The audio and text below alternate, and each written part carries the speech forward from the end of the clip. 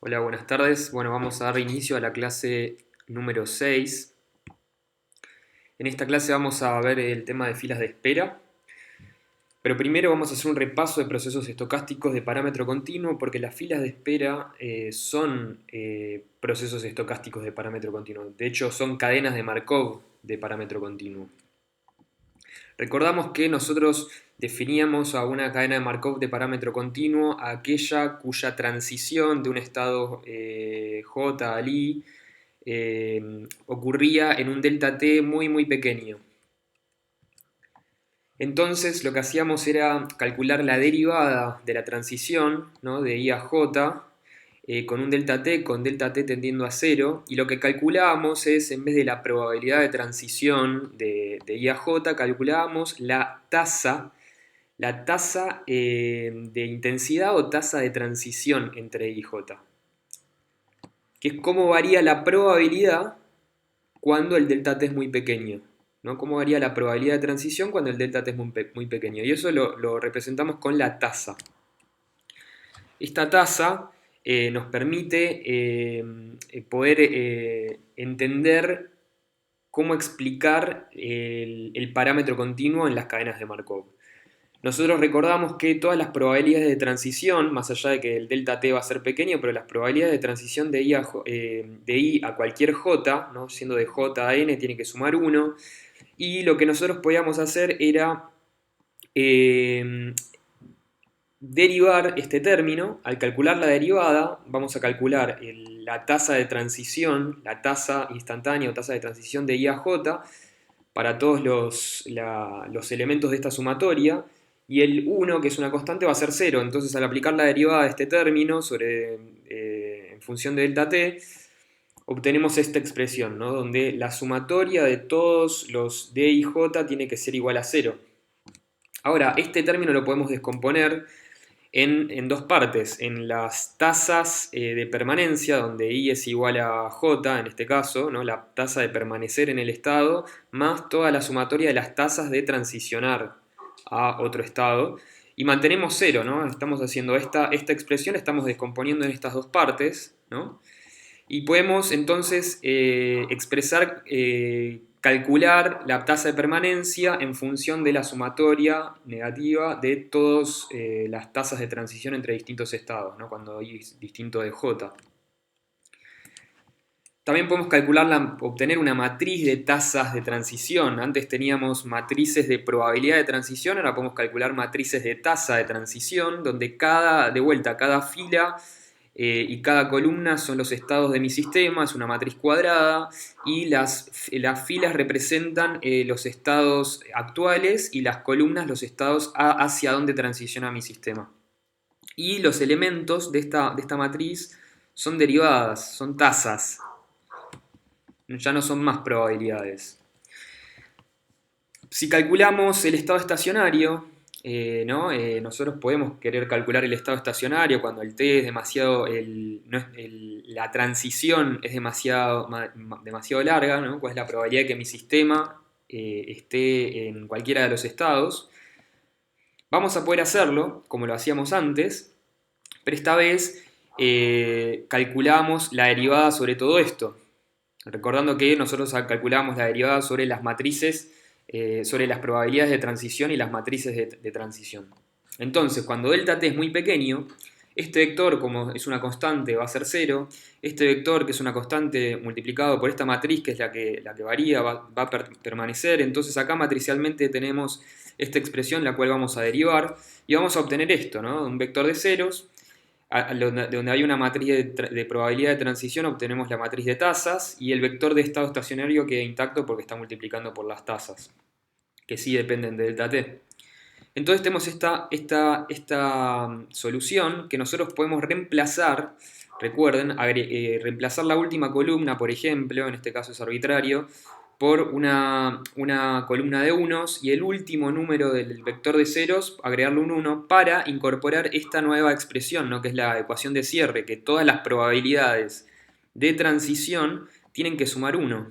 ¿Y cómo represento esta ecuación de cierre en mi sistema matricial? Agregando una columna de unos y agregándole un 1 al final, ya que todo el vector de estado estacionario por esta columna de unos me va a generar esta sumatoria, ¿no? Esta combinación lineal, igualado a 1. ¿Sí?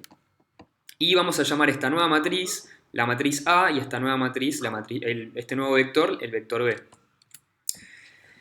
Podemos calcular entonces el vector de probabilidad de estado en este caso, ¿no? Si despejamos, calculamos la inversa de A, podemos calcular el vector de probabilidad de estado. Ahora, hay un tipo de cadena de Markov de parámetro continuo llamado procesos de nacimiento y muerte. Lo utilizamos para representar procesos de filas de espera.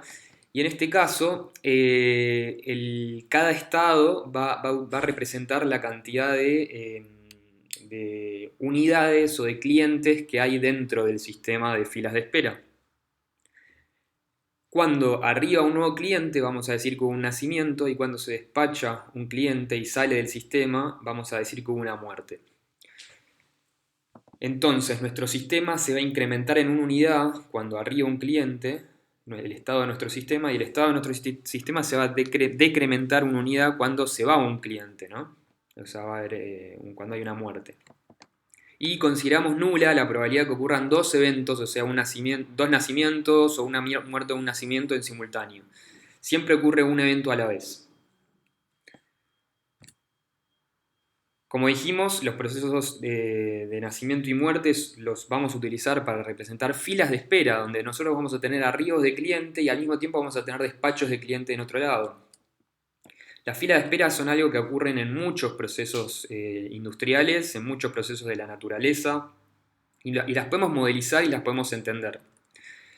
Un proceso de nacimiento y muerte, cada nodo, este es el grafo de Markov, cada nodo es un estado, es decir, la cantidad de clientes que hay en el sistema en un instante de tiempo t. Y fíjense que las transiciones no pueden ocurrir en más de un paso hacia adelante o un paso hacia atrás o mantenerse en el mismo estado. Nunca va a poder saltar de a más de dos pasos, a más de dos estados o viceversa, retroceder más de dos estados.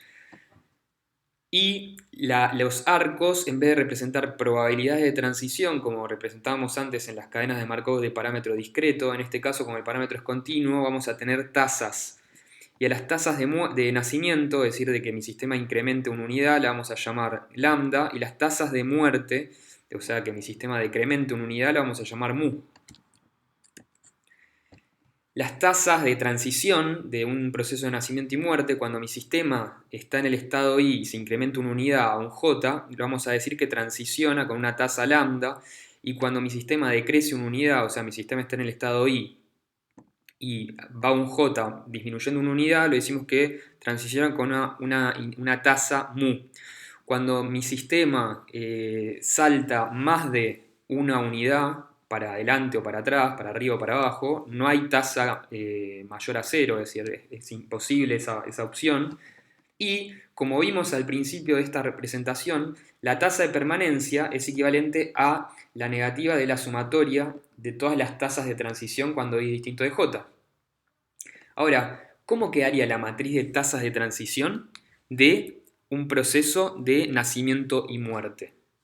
Acá ya tenemos bastantes datos como para poder armar la matriz de tasas de transición. Si veamos antes, la matriz de tasa de transición tiene esta forma.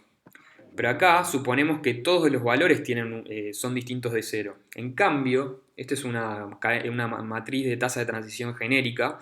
En el caso de los procesos de nacimiento y muerte, esta matriz de tasa de transición tiene una forma especial. ¿Y cómo se les ocurre que debe ser esa forma? Así, ¿no? Donde saltar de un estado, por ejemplo acá es el renglón 0 a la columna 1, va a ser a tasa lambda, ¿sí? Saltar del renglón 1 a la columna 0 va a ser en tasa mu. O sea, incrementar un estado va a ser en lambda y decrementar un estado va a ser en mu.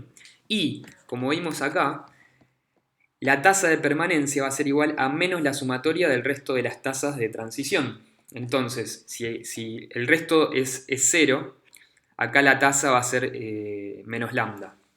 Acá ignoren el vector de mu, el vector de unos se pone al final, ¿no? Yo acá lo que hice fue poner todo de una, pero en realidad primero completan esta matriz y después le pegan encima el vector de unos. Así que acá supongan que hay un 0.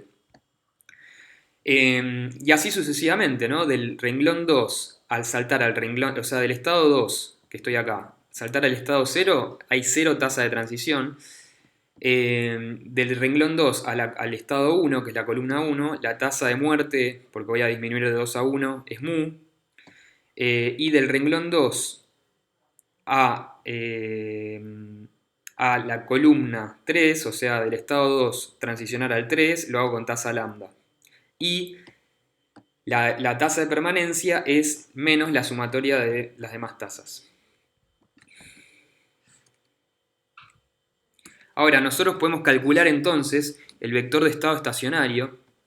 Fíjense que si yo multiplico este vector por esta columna, este vector por esta columna, este vector por esta columna y lo igualo a los valores de este vector, ¿no? Este vector, que es el vector de estado estacionario por la columna igual a 0, lo que me va a dar es esto, ¿no? Porque es P0 por menos lambda más P1 por mu igual 0. Y lo igualo acá. Lo mismo hago para la segunda columna, ¿no? Este vector por la segunda columna de la matriz me queda P0 por lambda más menos P1 por mu más lambda más P2 por mu. Entonces tengo esta expresión y lo igualo a 0. Y así sucesivamente más la ecuación de cierre. ¿Sí? Entonces yo puedo empezar a despejar mis probabilidades de estado. En este caso puedo despejar probabilidad de estado 1 y a ponerlo en función de P0. Acá puedo despejar la probabilidad de estado, ¿no? Volviendo de las ecuaciones de acá, puedo despejar la probabilidad de estado 2, o sea que mi sistema esté en el estado 2 y ponerlo en función de 1 y así sucesivamente, hasta obtener, fíjense, un patrón. ¿Sí? Y si generalizo ese patrón, lo que puedo obtener es obtener la probabilidad de estado n, o sea, cuál es la probabilidad de que mi sistema esté en el estado n, con lambda sobre mu a la n. Fíjense que lambda y mu es mi tasa de nacimiento y mi tasa de muerte. N es la cantidad que yo pregunto y P0 va a ser un dato en este caso, lo podríamos averiguar. Entonces, en otras palabras, nosotros vamos a llamar lambda sobre mu, ρ es un factor, y n la cantidad de estados que yo estoy preguntando, ¿no? ¿Cuál es la probabilidad de estado? Por P0. En el siguiente video vamos a ver algunos ejemplos y vamos a ver más características de las filas de espera.